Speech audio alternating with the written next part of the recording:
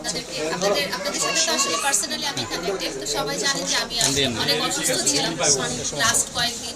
But আপুর যে প্রোগ্রামটা, এটাতে আমি আসতে নিজের মন থেকেই ফিল করেছি যে আমার আসতে হবে, কারণ ওনার যে উদ্যোগটা এটা অনেক অনেক অনেক নারী এবং পুরুষ সবার জন্যই অনুকরণ। যখন একটা মানুষ নিজের পায়ে দাঁড়াতে শেখে, নিজেকে এস্টাবলিশ করে, নিজের স্বপ্নগুলো পূরণ করে, তখন সেটা শুধু নারী বলে কোনো কথা থাকে না, সেটা একটা মানুষ হিসেবে হয়ে যায়। তো আপুর যে উদ্যোগটা সেটা শুধু নারী না, সেটা অনেক পুরুষের জন্য আমি বলবো যেটা অনুকরণীয়। এবং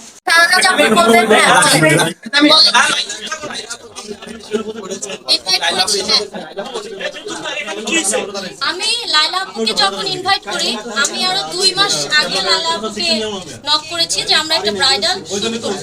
সেখান থেকে তো বললাম যে আগে আমি সেলুনটা উদ্বোধন করে নিই, তারপরে আপনারা সবাই জানেন যে সামনে ঈদুল আজহার সময় কিন্তু সেলুনে একটু চাপ থাকে। তো আপুর সাথে আমি গাড়িতেও আসার সময় কথা বলতেছিলাম যে ঈদের পরে আমরা রিসেন্টলি খুবই দ্রুত একটা ব্রাইডাল শুট করব।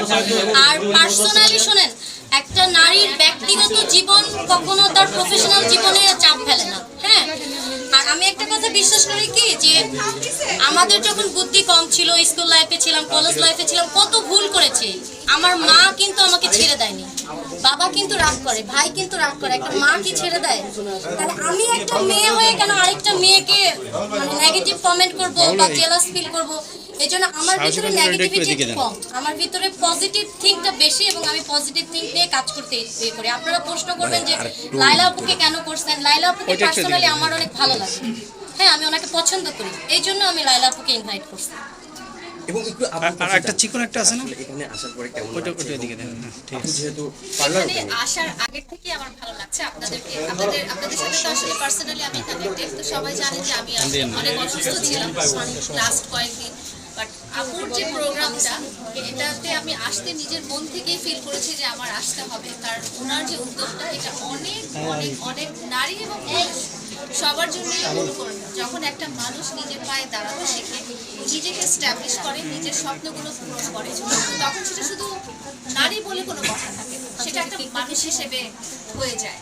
তো আপুর যে উদ্যোগটা সেটা শুধু নারী না, সেটা অনেক পুরুষের জন্য আমি বলবো যেটা অনুকরণীয়। এবং আমি অ্যাজ মানে আপুর পরিচিত মানুষ হিসেবে আমি কিন্তু খুব প্রাউড ফিল করতেছি যে উনি এই প্রতিষ্ঠানটা উনিভাবে দাঁড় করিয়েছেন, ওনার একটা স্বপ্ন পূরণের দিকে এগিয়ে গেছেন এবং উনি সফল হয়েছেন। তো আমি আমার দোয়া এবং ভালোবাসা সবসময়, এবং ওনার যে কোনো কাজে আমাকে উনি পাশে পাবেন ইনশাআল্লাহ, এটাই আমার চাওয়া। আমাদের তো চাওয়া ছিল এমন একটা অনুষ্ঠানে মামুনকে আপনার সাথে আমরা দেখতে পাবো। দেখতে পাবেন ইনশাআল্লাহ, নেক্সটে দেখতে পাবেন, যখন সবারই ম্যাচ হবে, টাইম ম্যাচ হবে, ইনশাআল্লাহ দেখতে পাবেন। মামুনকে ছাড়া আপনি একটা প্রমোশনে আসলেন, আপুর কেমন লাগতেছে? আমি অনেক প্রমোশনে গিয়েছি মামুনকে ছাড়া, স্পেশালি পার্লারগুলোর অনেক প্রমোশনে গিয়েছি মামুনকে ছাড়া।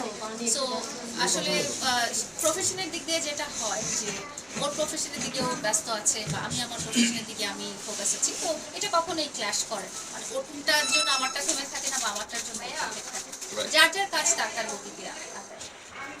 এবং আপুকে কিন্তু আজকে একদম প্রিন্সেসই লাগতেছে কি আপু? হ্যাঁ সত্যি। আর কোনো প্রশ্ন আপনাদের? মামুনের বিজনেস চালু হচ্ছে।